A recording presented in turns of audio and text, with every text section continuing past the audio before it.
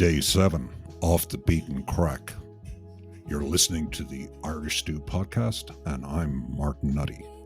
And I'm John Lee, and for this day, we are well off the beaten craic. We were on one of those roadways in Ireland with a nice strip of grass growing up the middle, meaning not a lot of traffic there. And the Google man took us on a very, very backdoor route to our destination. And in a way, we're back in the bogs, but we're back looking at what the bogs revealed, what was unearthed by the folks who had once been digging the bogs for fuel. They found a mystery which really hasn't been solved to this day. Our destination, the Corlea Trackway. We met our guests at the Interpretive Centre, a great museum facility, to explain what the Corlea Trackway is. Our guide to unraveling the mystery, Noel Carberry. But before we start, a big thank you to Tourism Ireland for their support of the Off the Beaten Craic road trip. If you're heading to Ireland or thinking of venturing that direction, go visit Ireland.com, where you'll get lots of great ideas on how you can spend your precious time in one of the world's great destinations. And also, thank you to our media partner, Irish Central, for all the latest news on Ireland and the Irish. Visit irishcentral.com. And so now, on to our visit to Corlea Trackway. Here's Noel Carberry setting the mood with a beautiful piece of music played on the low whistle.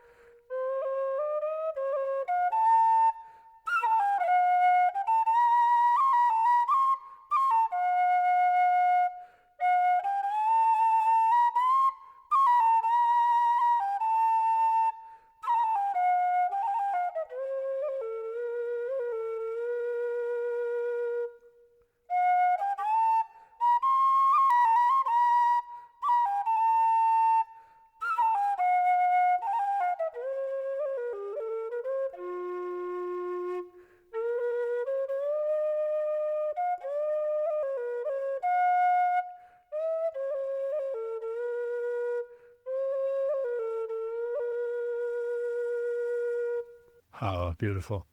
Anna Wahar Fod agus Guramahagut Noel. A A little bit of Irish to start off this conversation, and we're sitting in Corlea Trackway in County Longford, not too far from the shores of Lough Ree. We thought it was appropriate to visit in our Off the Beaten Craic road trip to see a very old roadway. Noel Carberry has been kind enough to be our guide today, and clearly a very talented musician, just played the low whistle for us, but also an accomplished piper and a long-term guide at Corlea. We'll start off here, Noel. How long have you been involved here, and are you local to the area itself? Yeah, I'm in Corlea here at the Trackway Centre for over 26 years. 26 years into a life sentence at this stage. Time off for good behaviour. Very little time off for good behaviour. But yeah, I grew up in the area in a place called Derrahon. And these were houses that were built for bodhrán workers. Bodhrán was the semi-state company that was set up in the mid-40s. Basically, it was to provide fuel. You can imagine after the war years, things were very lean. We didn't have many coal mines and no oil that we knew of, but plenty of peat bogs. And it was a bit like the coal mines in England. Your father worked there, so you worked there, and that's the way it was. I worked for 6 years with bodhrán, and then went on my rambles for a while. And then the prodigal son came home, and I asked my mother I said, where's the fatted calf? And she says, by the looks of things, you're it, she said. So I stayed around for a while anyway. My parents were getting on in life anyway, so I said I'd stay around for a while. So next thing, I applied for a job without the intentions of getting it, or needed it, or wanted it for that matter. But I said, I got the job. And that's 26 years ago. So I fell in love with the place then, yeah. Martin started off mentioning the oldest roadway or trackway in Ireland, but what does that even mean? Are we talking about some asphalt laid down in the 20s, or what are we talking about Well, here? what you're talking about is a prehistoric planked road. For all the world, like a railway track upside down. You can imagine with planks of oak laid down on runners or poles of either ash, oak or silver birch. And the significance of it, it's the widest of these in Europe that has been discovered so far. Somebody back in 148 BC decided, we're going to do this. So the original length of the trackway was 1 kilometre length, from dry ground to dry ground, going in a northwest, southeast direction. If you follow northwest from here, about 55 kilometres from here, you have Rathcroghan, the seat of the royalty of Connacht. But on the way from here, about 14 kilometres further on, you have Lanesborough. This is where the River Shannon enters into Lough Ree, which translates to the Lake of the Kings. So it must have been an important place at some stage. And then behind us, we have 24 kilometres in the other direction, we have the Hill of Uilleann, which was, they say, it even predated Tara as the seat of the High Kings. And this is where you paid your taxes to the High King.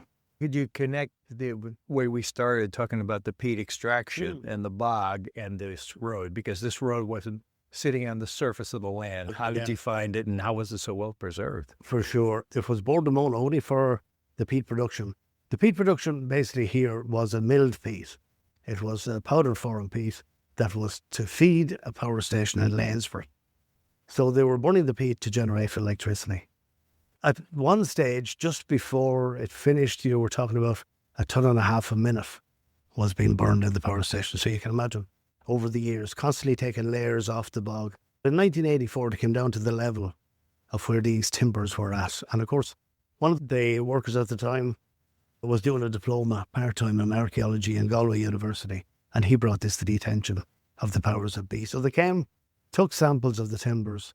They brought them up to Queen's University in Belfast. And there they did the tree ring analysis, dendrochronology, to date the timbers. They could say accurately from the autumn of 148 to the spring of 147. So it was a winter season that the trees were felled in that time. What's interesting, I suppose, that in our earlier conversation, you mentioned the fact that the felling at that time of the year might have been significant in a way, because that was a time of the year, I think, where there wasn't a lot to do. Absolutely, right. For sure.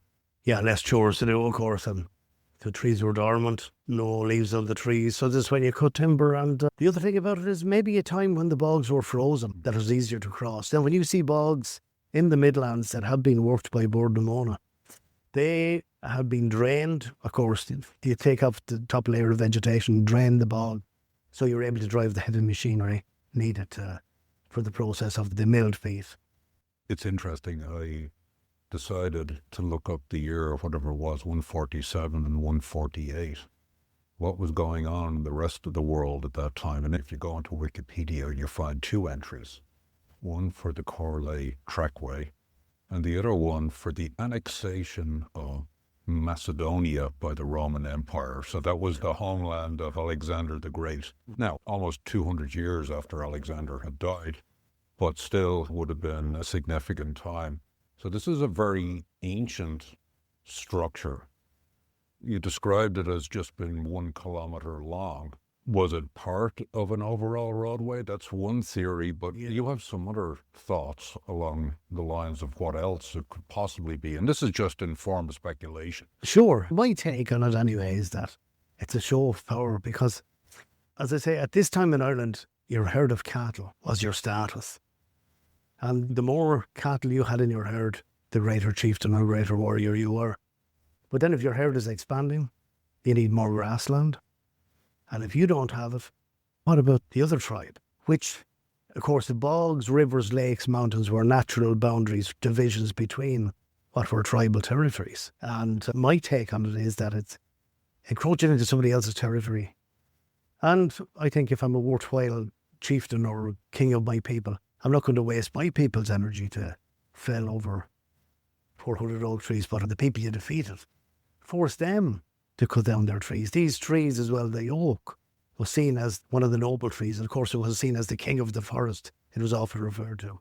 But these trees that grow on the land where your ancestors lived, where they died and where they were buried, these roots of these trees are in the ground.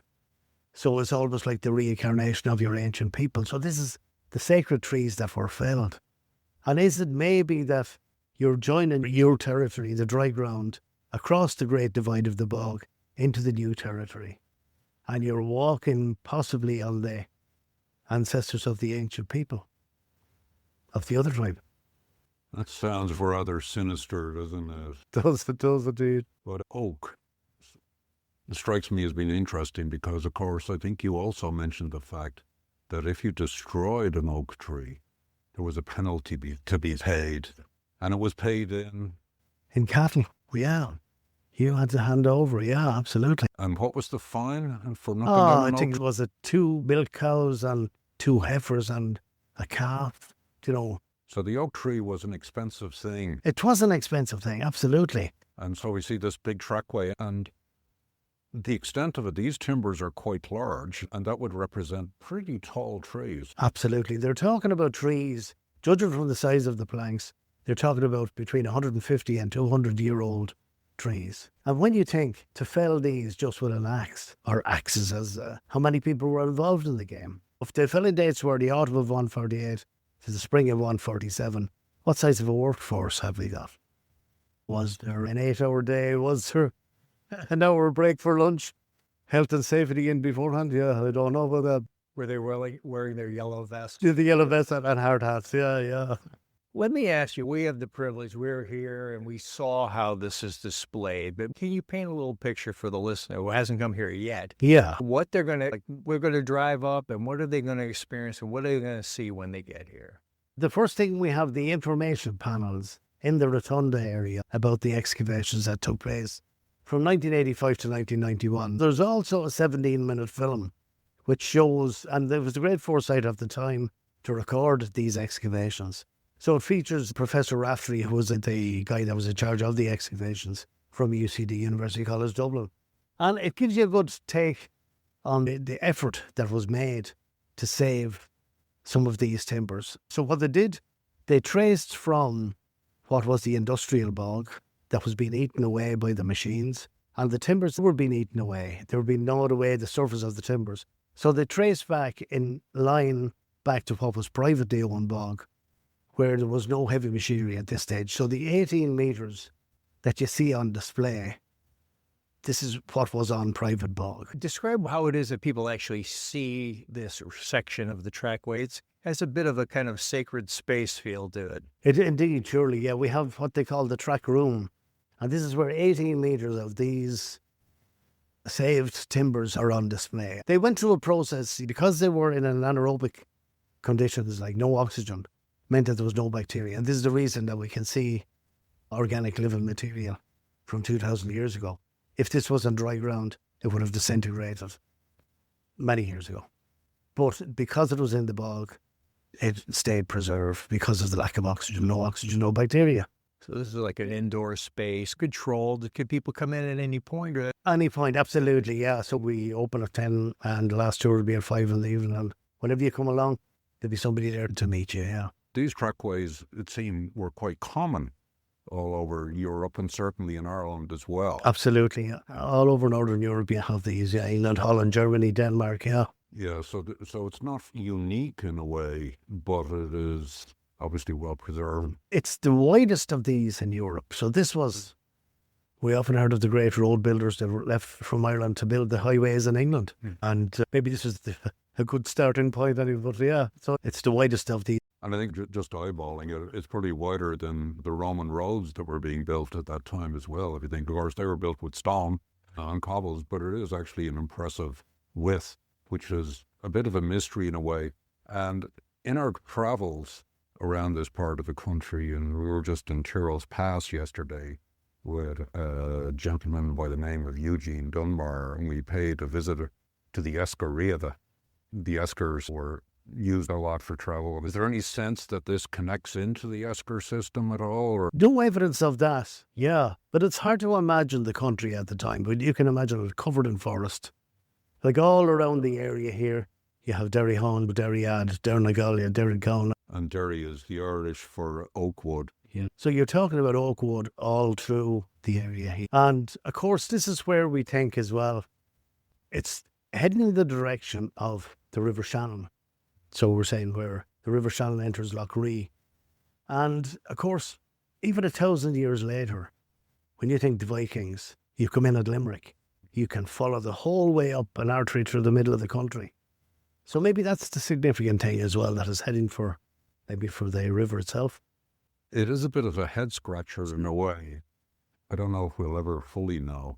We've been on a bog-centric podcast and adventure as we go through the Hidden Heartlands, and it's unavoidable. It seems like people are moving their perception. I'm an outsider, so if I'm wrong, let me know. But from the sort of bogland is something of a wasteland to the resource for fuel to the resource for fuel on an industrial level. And now places like this, as some of the other places we saw, a different kind of resource. What kind of resource does this represent in other bogs? What can people get from them besides burning the peat? Absolutely. Now at this stage, of course, it's biodiversity is the buzzword now. So the encouragement of the re-wetting of the bogs, of course, is bringing back some of the flora and the fauna that had disappeared over years. Basically, before this, it was a dark brown desert you were looking at on the industrial bog.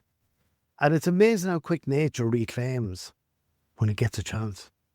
Now we have walkways and cycleways going through what was the industrial bog. You have over 7 kilometres just around the industrial bog itself. And this also connects up with the Royal Canal. So you can cycle from here all the way to Dublin at this stage along the canal and join up. Without basically having to deal with encountering a car. Which is a great pleasure for any visitors not to have to cycle where there's traffic, you know. I'd be remiss if I didn't mention one other aspect of our earlier conversation. And of course, this part of the country is also famed for the discovery of bog bodies. And one other theory that you had floated, or that some of these trackways may have actually been constructed for, was maybe a more sinister ceremony. So we certainly do know that people were sacrificed back in this Celtic era. So the Celts, we think, showed up probably around 500 BCE, if I'm correct, maybe earlier. And their predecessors seem to have been quite comfortable with knocking the heads off people or knocking them over the head and toss them in the bog. So these were kind of sacred spaces. So is this another version of that? Possibly. There's no doubt about it, but there has to be. When you have the activity in Corlea alone, in less than, 5-6 kilometre radius, there were over 60 trackways discovered. And of course with this one, the Iron Age trackway, Corlea 1 as it's called, this joined dry ground to dry ground, but the rest of the trackways were going from dry ground. They'd stop like a jetty or a pier in the bog. So there has to be more stuff out there that hasn't been found. And God knows how much was lost with the destruction by the machines over the years as well. But the bog bodies, people are amazed. I said, we need a body on the Princess. That could be arranged. And sometimes you get very frustrated and like you say to yourself, yeah, well, even a failed politician would do grand, you know. But I remember speaking to, you were talking about the Romans earlier on, and Eamon O'Kelly from the National Museum, in the exhibition in Dublin, it's called Kingship and Sacrifice. So I was chatting with him here one time, and I said, so basically you're saying these were like deposed kings? And he said, yeah, you can imagine, he said, the Romans, they spread through Europe, Middle East and beyond, north of Africa, and then they're in Britain for over 400 years, a couple of 100 miles across there, and they don't bother us really at all. Okay, there was Roman trading posts on Lough Shinny and North County Dublin and Lambay Island and places, the amount of Roman finds. What would we have traded with? Cattle. to feed their armies, the leather for their tunics. But also, what built Rome? Slave. So you can imagine all different tribes through the country. You go into somebody else's territory, you take their cattle, you take their people. And the Romans used to make a fruit juice called wine, I think, was it? Some Roman general said, yeah, the barbarians from Hibernia had a great taste for it. But Hibernia, hibernation, land of winter, maybe that's the reason that the Romans didn't bother us so much. And he went on to say, okay, why did these kings end up being in the bog? You can imagine, we're famous for our great summers in Ireland. Joke. Got it. You know, well, you could have maybe 2 summers in a row where bad harvest then at the end of it. It's okay to have foodstuffs from all over the world, but 2,000 years ago, this was a serious problem. And you can imagine people get together, they say the gods aren't, they're not happy with us. They're not rewarding us with sunshine, to grow our crops. So we must appease the gods, and what do we have to sacrifice? And what does sacrifice mean? Only give up something you think highly of. So there's no point in taking a slave and sacrificing it or putting it in the bog, but we'll go straight to the top. A high status official. Absolutely. To blame. So, unfortunately, Noel, at this point, we're getting into shameless plug zone of our episode. And Noel Carberry, what would you like to shameless plug? Well, I'd like to plug the Midlands of Ireland. I remember some time back I was at a tourism conference and somebody said, it's great, the advertisement in other countries about Ireland, a great place to do it. But he said, Ireland is advertised like a donut. Everything is on the coast, nothing in the middle. But I'd encourage more people to visit what they call now the Hidden Heartlands. And it is basically the heart of the country and a lot of ancient history and prehistory in the Midlands and some fine music and fine pubs in the Midlands as well. Speaking of fine music, you piped us in with some beautiful sound. What kind of flute is that? It's what they call a low whistle. It's in the key of F. And there's a guy, would you believe, in Buenos Aires, made this. I never saw one of those. So can you play us out with something a little more sprightly this time to get us strutting over the trackway as we leave here? We have to hit the road after all. We need a little energy. Right. The Rocky Road to Dublin.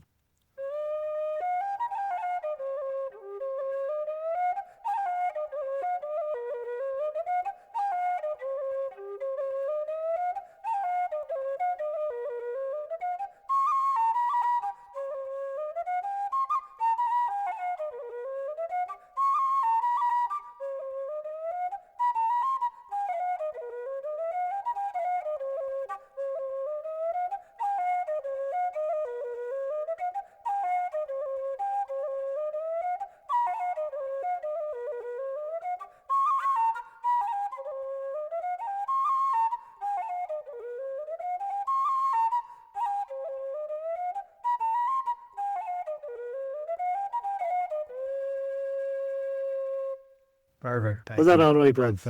Fabulous. Is it okay? Yeah, no, it's wonderful. Well, friends, we saw on this trip bogs, how they were mined for energy. We've seen bogs re-wetted to store carbon, enhance biodiversity, and create income streams for farmers. We saw bogs opened up for recreation, for nature appreciation, and for the display of monumental artworks.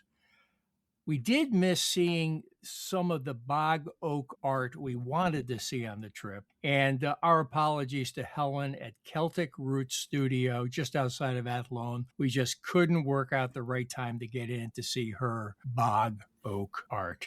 And then we ended up our bog experience here at Corlea Trackway to see how the bog is so great at preserving history and revealing mystery.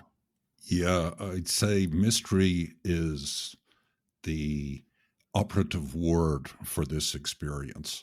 And it's an extraordinary artifact, and your mind can run riot in trying to understand exactly what this trackway represents. But here's one thing to know. For those of you that want to get in touch with the deep Celtic past, and we're talking more than 2,000 years ago, there is no better place to get a feel for a sense of ancient Ireland than the Corlea Trackway. Totally enjoyed it. Before we move on, a big thank you to our travel partner Tourism Ireland, our media partner Irish Central, and to the Office of Public Works, who kindly facilitated our visit to the Corlea Trackway. And then, Martin, we are abandoning the bog, but we're still keeping things moist as we head up the Shannon into County Leitrim, which will be the final stop on our Off the Beaten Craic trip. We have really two major destinations in Leitrim, Carrick-on-Shannon and Drumshanbo. So join us again next week as we take the show to County Leitrim.